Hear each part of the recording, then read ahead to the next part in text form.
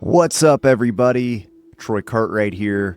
Welcome back to another episode of 10-Year Town. This is a special bonus episode, and today I want to talk to you about what artists really want, the importance of noticing things, and why I think it's worth the trouble. I really enjoyed making this episode. I hope you guys enjoy it too. So without further ado, let's get into it.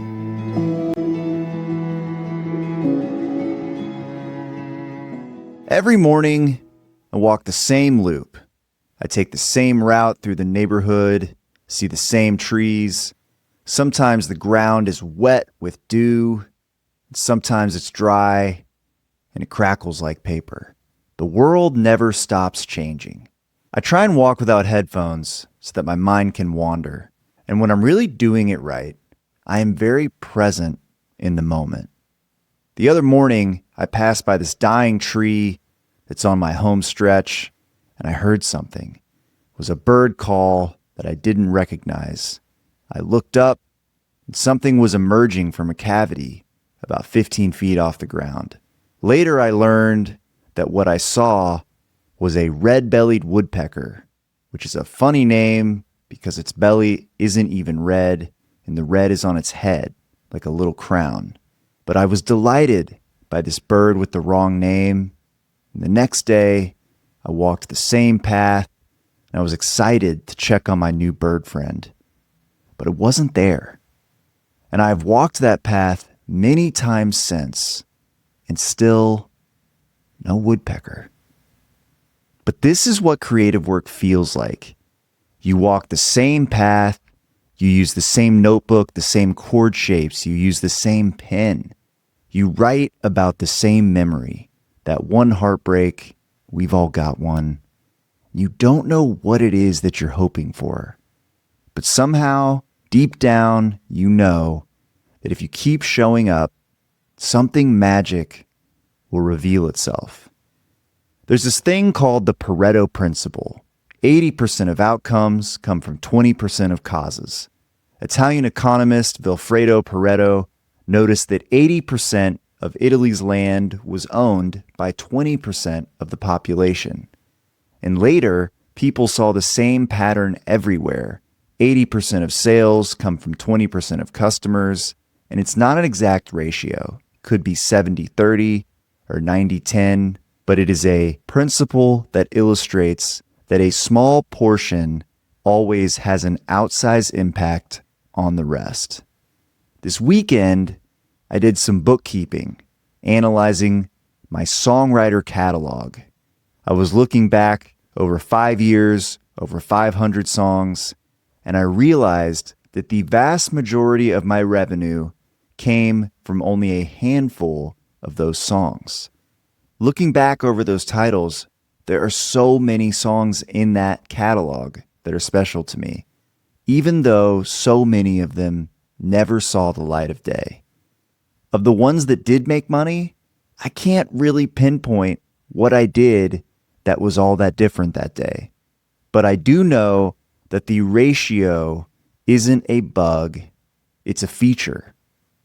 You see, I can't force the woodpecker to show up, but I can miss it if I'm not looking.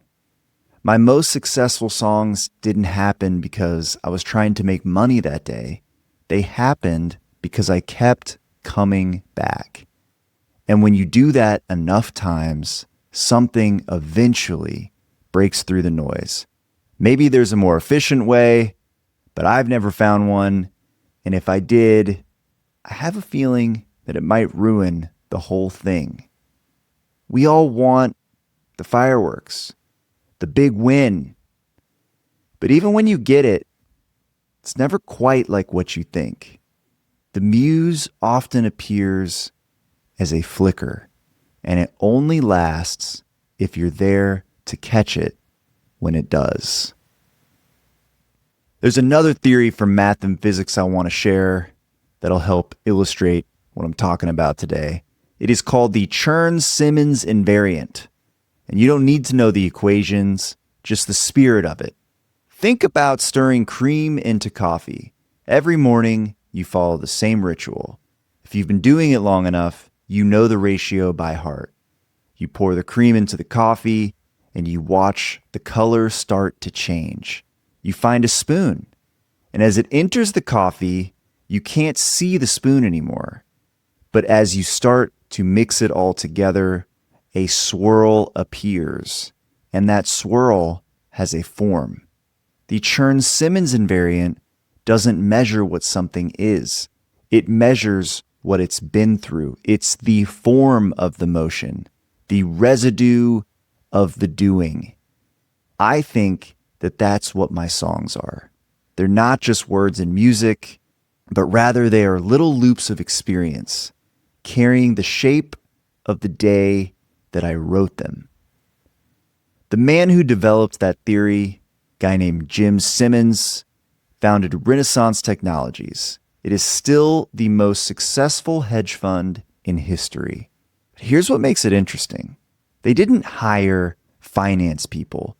They hired code breakers, physicists, linguists, people who knew nothing about Wall Street, because they don't trade on where a stock will be in 5 years.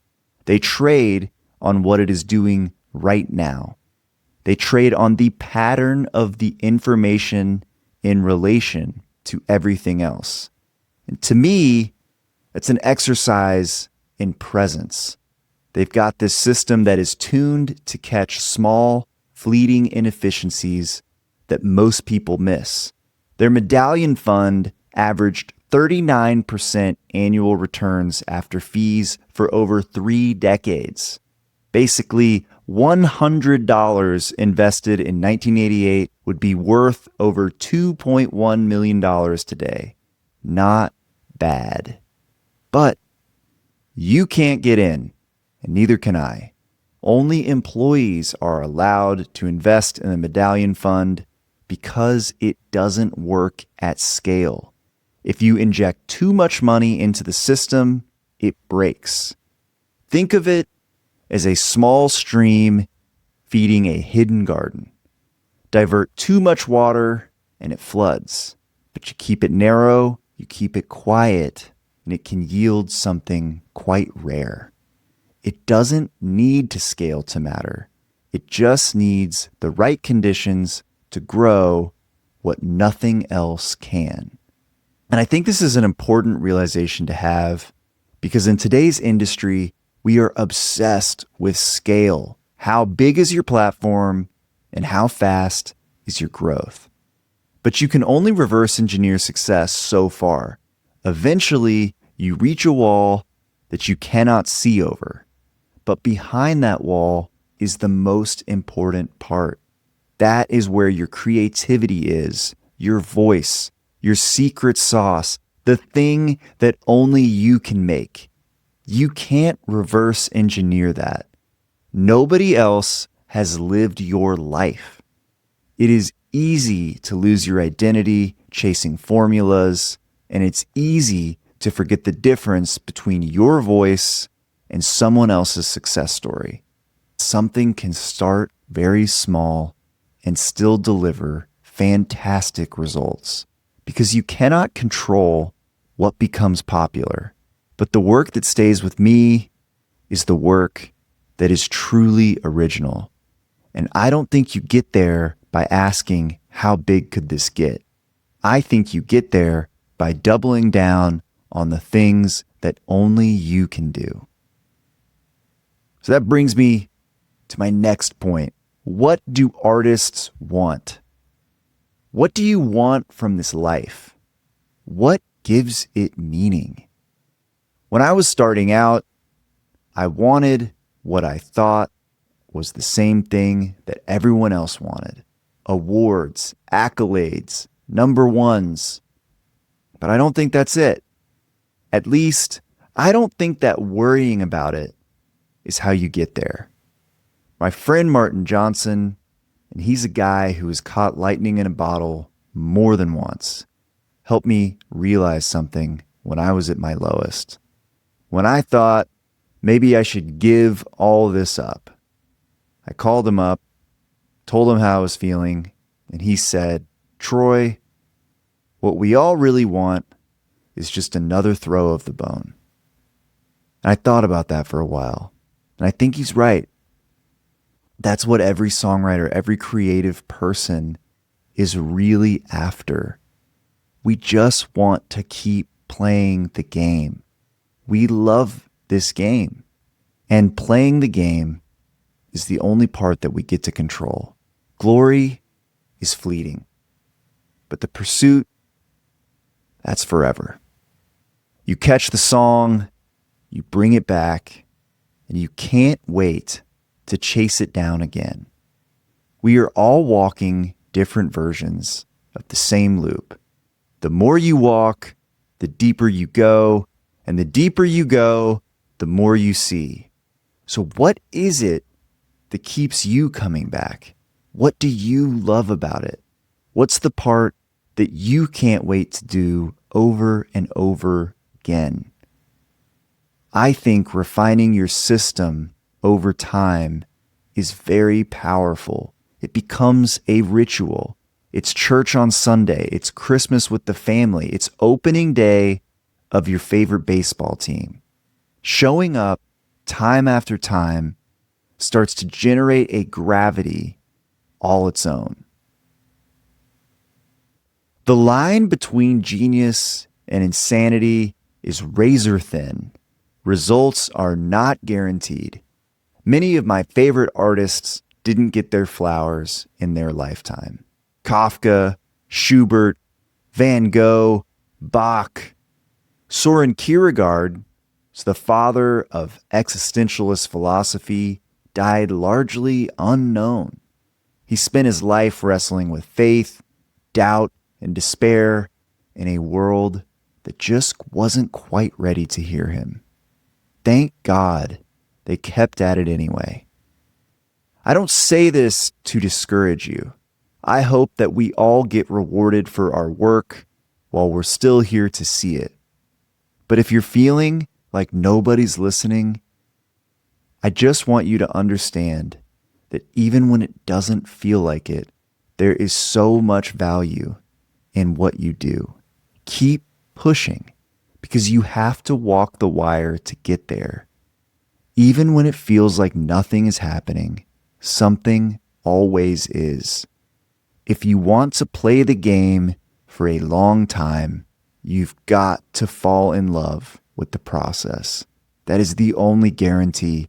It's not notoriety, it's not fame, but rather, some days, a glimpse of the transcendent.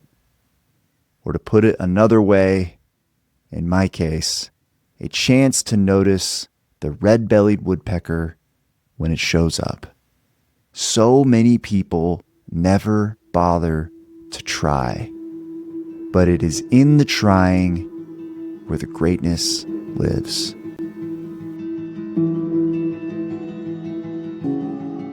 And that's it. That's the pod. If you've got something in your creative process that keeps you coming back, or something that showed up when you weren't expecting it, leave a comment on our YouTube or send me an email, troy@10yeartown.com. Thanks for walking with me. I'll see you down the road.